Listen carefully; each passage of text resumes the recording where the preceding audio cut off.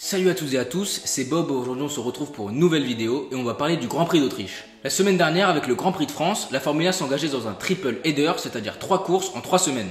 On avait parlé du Grand Prix de France sur le Paul Ricard et maintenant il y a 2 Grands Prix qui vont se tenir sur le Red Bull Ring, le Grand Prix de Styrie et le Grand Prix d'Autriche. La semaine dernière on s'était demandé pourquoi le Grand Prix de France était si ennuyant et aujourd'hui on va se demander pourquoi est-ce que l'on aime tant le Grand Prix d'Autriche. Allez, c'est parti.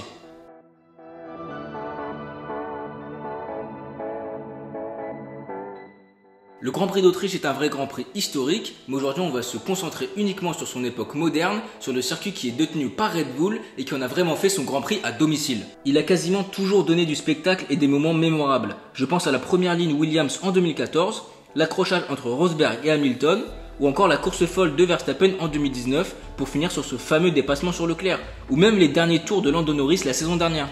Mais finalement, pourquoi ce Grand Prix est si apprécié et pourquoi il déçoit rarement, voire jamais ?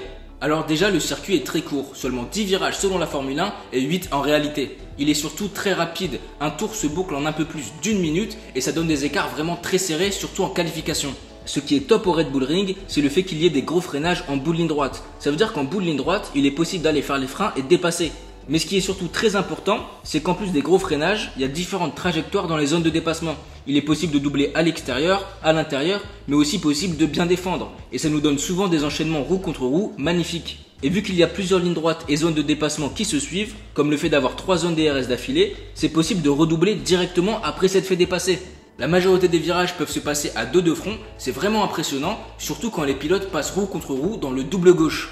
Le circuit en lui-même est intéressant.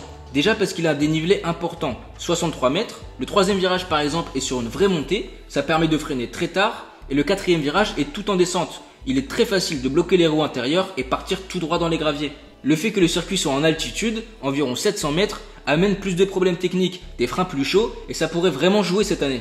Au final, c'est un circuit qui se joue beaucoup sur la traction en sortie de virage et la vitesse de pointe. Si la monoplace est performante dans ces domaines, c'est une bonne performance quasiment assurée. Pour les 2 éditions de 2020, on peut tout d'abord s'attendre à ce que la grille soit toujours aussi serrée, en qualif comme en course, et beaucoup de dépassements. Il devrait pleuvoir pour la première édition sur tout le week-end, qualif comme en course. Ça vaut ce que ça vaut, mais ça pourrait vraiment être top. Vu que les 2 prochaines courses sont sur le même circuit, ce serait vraiment cool d'avoir une édition sous la pluie et une édition sur le sec pour pouvoir bien comparer les performances. Au Paul Ricard, la Red Bull semblait avoir beaucoup plus de vitesse de pointe que la Mercedes, et ça pourrait vraiment jouer en leur faveur. Après, à voir avec les réglages. Je sais qu'en France, la Mercedes avait un aileron vraiment braqué parce qu'il manquait d'appui. En Autriche, peut-être qu'ils en auront pas besoin et pourront optimiser leur vitesse de pointe. Le Red Bull Ring, au final, c'est vraiment un circuit que j'apprécie beaucoup. C'est une valeur sûre, il est simple, mais pourtant il est tellement adapté aux Formule 1 modernes. En plus, il est aussi super dans les jeux vidéo. Personnellement, je sais que j'y joue dans F1, mais aussi dans Gran Turismo et il est vraiment top. En tout cas, dites-moi ce que vous pensez du circuit en commentaire pour voir s'il fait vraiment l'unanimité. Et aussi merci à tous pour les 350 abonnés, ça fait vraiment super plaisir. On s'arrête pas là, on vise maintenant les 500, je compte sur vous. Passez un bon week-end, profitez de la Formule 1 et on se voit une prochaine fois. Salut!